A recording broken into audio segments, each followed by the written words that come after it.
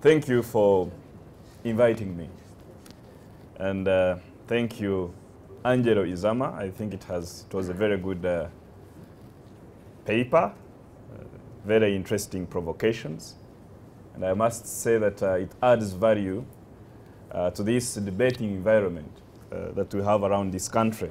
It is out issues, disagree, agree, and take the country forward. And I want to thank Osia for being a part of this agenda.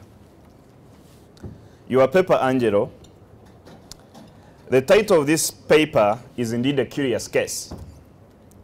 The good thing is that it admits to the fact that there is no constitutional crisis in Uganda, although it goes ahead to express the suggested necessity for it. The title of this paper also seems to market a view that a constitutional crisis is necessary to ameliorate gaps and challenges faced by institutions in Uganda's oil economy and broadly the entire body politic. I must say, for sure, the author is aggressively imaginative and provocative, although I also belong to the world view that intellectual curiosity is good for transformation agenda we are on as a country. So, Angelo, really thank you for that intellectual curiosity. You see, Uganda is a constitutional democracy. The 1995 Constitution is a sacred living document. It breathes in and out. It has a life. And this life is enshrined in Chapter 1. Article 1, 2, 3, and 4 talks about sovereignty of the people, supremacy of the Constitution, defense of the Constitution, and promotion of public awareness of the Constitution. And Chapter 18, by the way, talks about amendment of the Constitution that is done by the Parliament or through a referendum. The 1995 Constitution clearly entrenched the democratic principle of separation of powers with an independent judiciary and an all-powerful legislature with powers to verify and veto the executive. And I can tell you there is no minister who is appointed without approval of Parliament, no Chief Justice who is appointed without approval of Parliament, and myriad of other things. So listen, whether these institutions are exercising their sovereign constitutional powers and mandates is indeed a matter of debate, and citizens will remain with the power to whip or dismiss those who are not fulfilling or exercising their constitutional mandate to expectations of the people. Now, the question.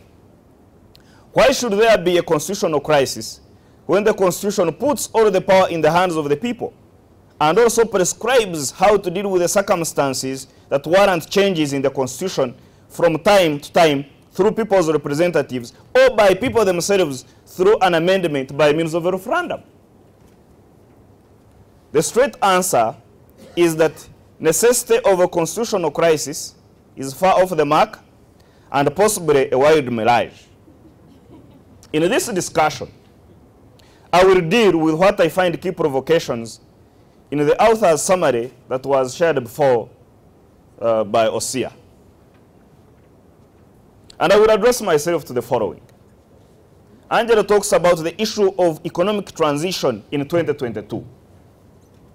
You know, unless the author has a crystal ball and looks into the future with rose-colored or rather tinted spectacles, I will excuse his forecasting because 2022 is not far, and those who will be alive will validate or face the reality of author's predictions.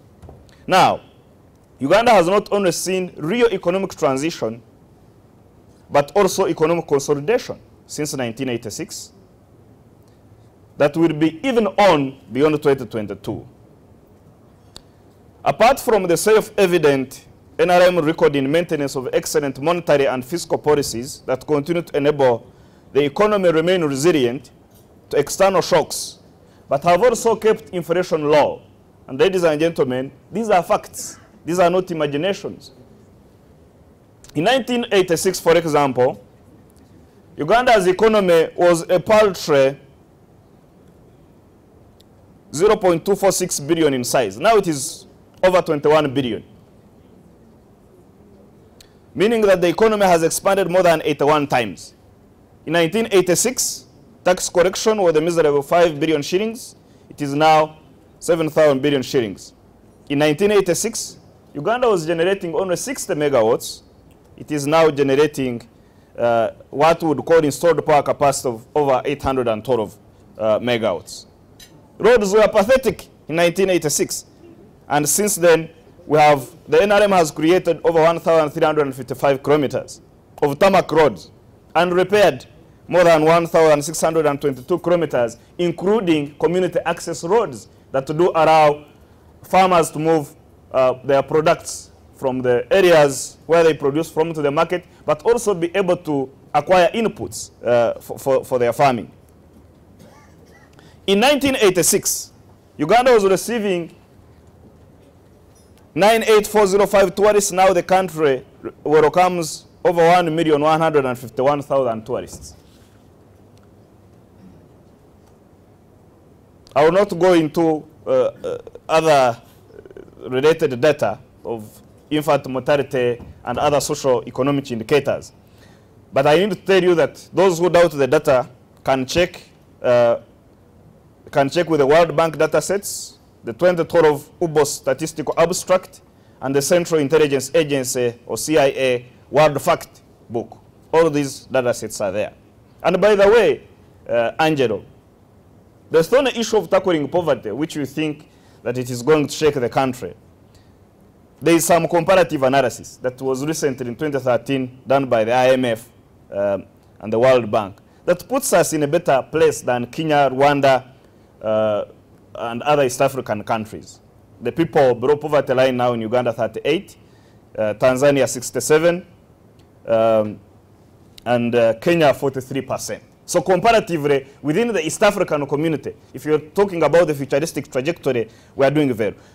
Angelo, in that summary they shared, they talked about the national debt. I thought I would have time to talk about the national debt. I will later. But thank you very much. No. I needed to tell you. I needed to tell you because you took most of my time introducing this. No, I actually gave you 5 But I needed to tell you, moderator and participants, that Uganda's stock of national debt is only 29.1%. The one of the United States is at 89% national debt, and it has not collapsed. The issue of projected transition, I will only talk about the data sets not created by the NRM, but by the Afrobarometer, which is a powerful research agency that says 78% of Ugandans think they do believe that things are better.